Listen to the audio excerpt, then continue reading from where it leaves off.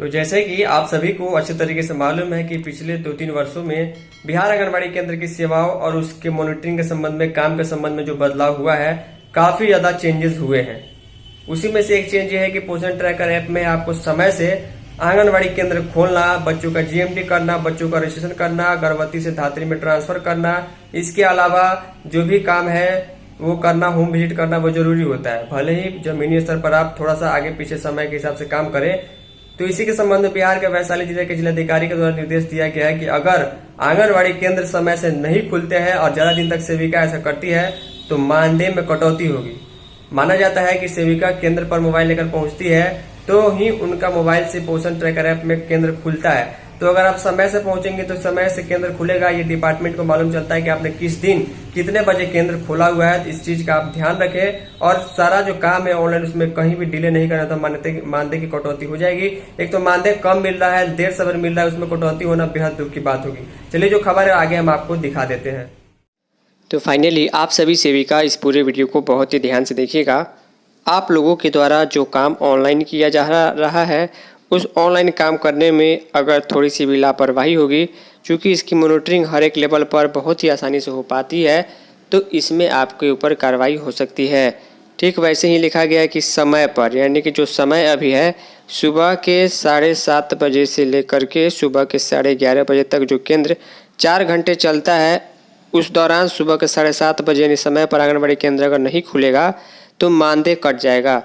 आंगनबाड़ी केंद्र नहीं खुलने का मतलब ये नहीं है कि आप केंद्र पर पहुंच करके आपने केंद्र पर का गेट खोल दिया, ताला खोल दिया, तो इसका मतलब जो है केंद्र खुल गया, ऐसा बिल्कुल नहीं है। आपको जो है ऑनलाइन ये चीज़ दिखाना होगा सेंटर पर पहुंच करके कि आपने जो है सेंटर जो है पोषण ट्रैकर ऐप में ओपन कर दिया है, क्योंकि मॉनिटरिंग ऑनलाइन सिस्टम की ही होती है। छपरा जिले की खबर है, लिखा गया है सारण जिले में आंगनबाड़ी केंद्रों की कार्यप्रणाली को अधिक प्रभावी, पारदर्शी और जवाबदेह बनाने के लिए जिला प्रशासन ने सख्त रुख अपनाया है।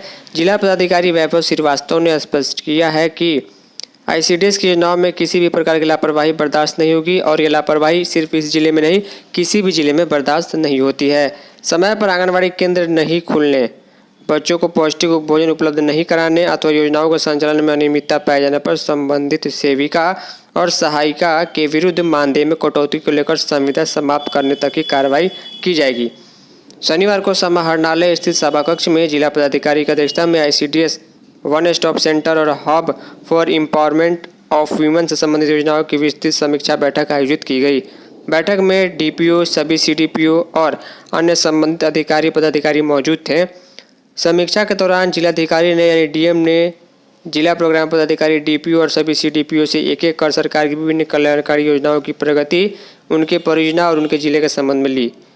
उन्होंने निर्देश दिया कि विभिन्न योजनाओं के तहत प्राप्त आवंटन का नियमानुसार, पारदर्शी और समय अनुरूप व्यय सुनिश्चित किया जाए ताकि योजनाओं का लाभ पात्र लाभार्थियों तक बिना किसी विलंब के पहुँच सके। बैठक में जिलाधिकारी ने विशेष रूप से आंगनबाड़ी केंद्रों के नियमित संचालन पर जोर दिया। उन्होंने कहा कि सभी केंद्र निर्धारित समय पर खुले और बच्चों को समय पर पौष्टिक और गुणवत्तापूर्ण भोजन उपलब्ध कराया जाए। यदि किसी दिन कोई केंद्र बिना उचित कारण बंद पाया जाता है तो सेविका सहायिका का मानदेय भी काटा जाएगा। तो समय पर खुलना, समय पर काम करना और वो काम ऑनलाइन आपको समय पर अपडेट करना सबसे ज़्यादा जरूरी है। चाहे आप एफआरएस की एंट्री करें, बच्चों की अटेंडेंस बनाएं या फिर होम विजिट करें, इसमें आपको देरी नहीं करनी है। उम्मीद करूँगा कि आपको चीज़ें समझ में आ गई होंगी। फाइनली इस छोटे से इन्फॉर्मेटिव वीडियो में इतना ही। धन्यवाद।